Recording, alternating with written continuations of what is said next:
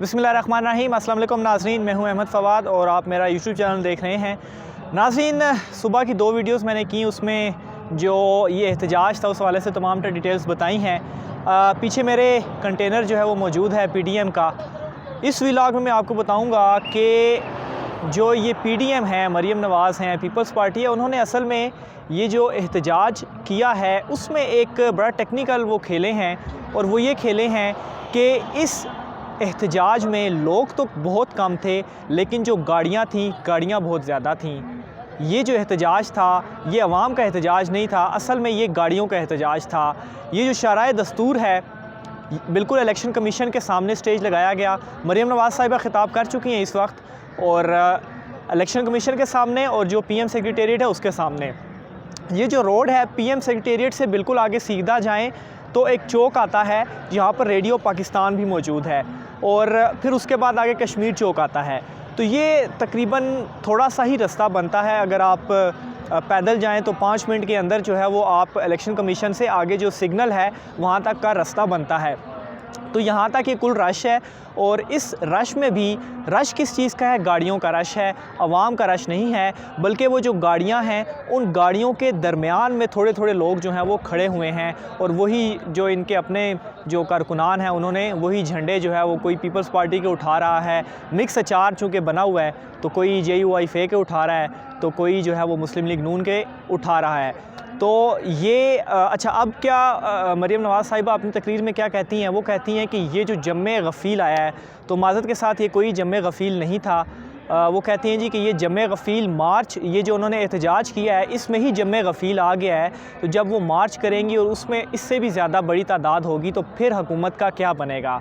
तो वो बेसिकली ये जो मार्च, ये जो एहतजाज उन्होंने किया है, ये बेसिकली एक फेस सेविंग था, क्योंकि पीपल्स पार्टी के जो इख्तलाफात हैं PDM के साथ वो खुलकर सामने आ चुके हैं।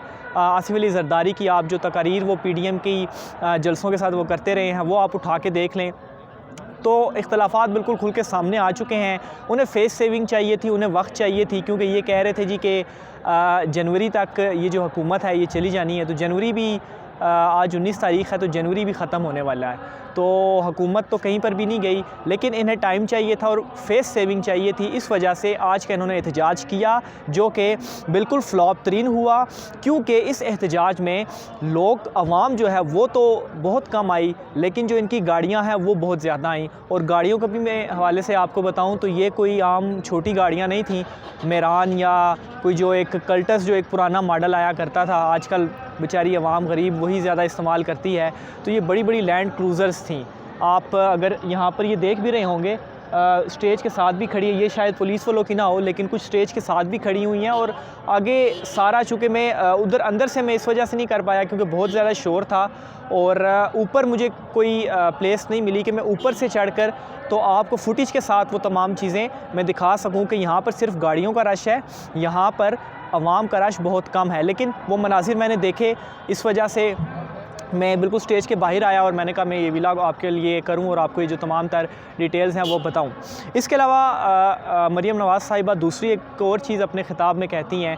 वो कहती हैं कि PTI जो है वो इस केस में डिले कर रही हैं, इस केस को हल क्यों नहीं किया जा रहा। और आज का जो उनका मुतालबा है वो भी यही है कि इलेक्शन कमीशन रोज़ाना की बुनियाद पर इस केस की समाअत करे। अच्छा, यहाँ पर मैं आपको ये बताऊँ कि ये केस जो है वो 6 साल से चल रहा है, ठीक है, बिल्कुल सच है। 2014 का ये केस है, 2014 से लेकर अभी तक ये केस चल रहा है। लेकिन इमरान खान की जो हुकूमत आई है वो 2018 में आई है, तो 4 साल तो ये केस आपकी हुकूमत में चलता रहा है। तो आपने अपनी हुकूमत में, जब आप वज़ीर-ए-आज़म नवाज़ शरीफ जो थे वो वज़ीर-ए-आज़म थे, फिर उसके बाद शाहिद खाकान अब्बासी जो है वो वज़ीर-ए-आज़म थे, तो आपने अपनी हुकूमत में इस केस को हल करने का या रोज़ाना की बुनियाद पर समाअत करने का मामला जो है वो क्यों नहीं उठाया? अभी आपको ये याद आया है, क्यों?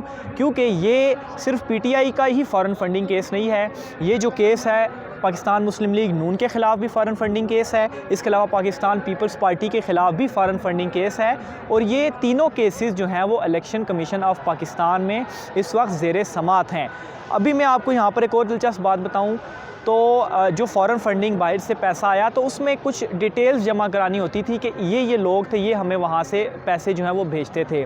तो सबसे ज़्यादा जो ये मेरी इतलात हैं, सबसे ज़्यादा जो डिटेल्स हैं अपने कारकुनान की इस वक्त अगर किसी ने जमा करवाई हैं तो वो पाकिस्तान तहरीक इंसाफ की जानिब से इलेक्शन कमीशन में जमा कराई गई हैं। पीपल्स पार्टी और पाकिस्तान मुस्लिम लीग की जानिब से अभी तक कोई इस हवाले से, जो मेरी इन्फॉर्मेशन है, मेरी इतलात हैं, इस हवाले से कोई भी पेशरफ्त नहीं हुई।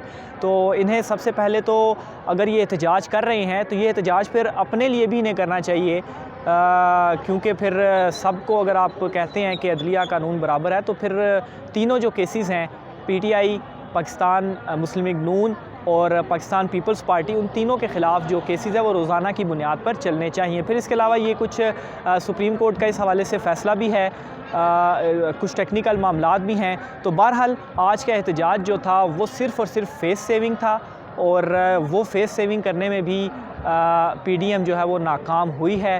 पीपल्स पार्टी नुमाइंदगी तो थी, लेकिन बिलावल भुट्टो का आना ज़रूरी था, वो नहीं था। मरीम नवाज़ का जो ख़िताब था वो भी कोई कुछ मज़ेदार ख़िताब नहीं था। दो ही सवालात उन्होंने उठाए जिनके दोनों के जवाब मैंने आपको दे दिए हैं। बहरहाल आज सुबह से मैं मौजूद था यहाँ पर, कुछ लोगों से भी मैंने बात की, तो लोग ये कहते हैं कि इस हुकूमत ने हमें जो है वो महंगाई इन्होंने कर दी, इसलिए इस हुकूमत को जाना चाहिए। तो मुझे ये बताएं कि महंगाई किस दौरे हुकूमत में नहीं रही। आप जनरल परवेज़ मुशर्रफ का जो एक दौरे हुकूमत था, जो मार्शल ला का दौर था, उसमें आप देखें पेट्रोल की प्राइसेस हम सिर्फ ले लेते हैं, 30 रुपये पेट्रोल था उस टाइम। ज़रदारी दौर में आगे आकर 120 रुपये हुआ। उसके बाद नवाज़ शरीफ के दौर में आलमी मंडी में जो एक तनाज़ा था जिसकी वजह से पेट्रोल की कीमतें कम हुई लेकिन फिर बढ़ गई, और अभी इमरान खान की जो है वो गवर्नमेंट आई है, और अभी भी जो पेट्रोल बढ़ने की कीमत है, जो बढ़ने की जो वजह है वो यही है कि आलमी मंडी में जो इसकी प्राइसेस हैं वो बढ़ी हैं।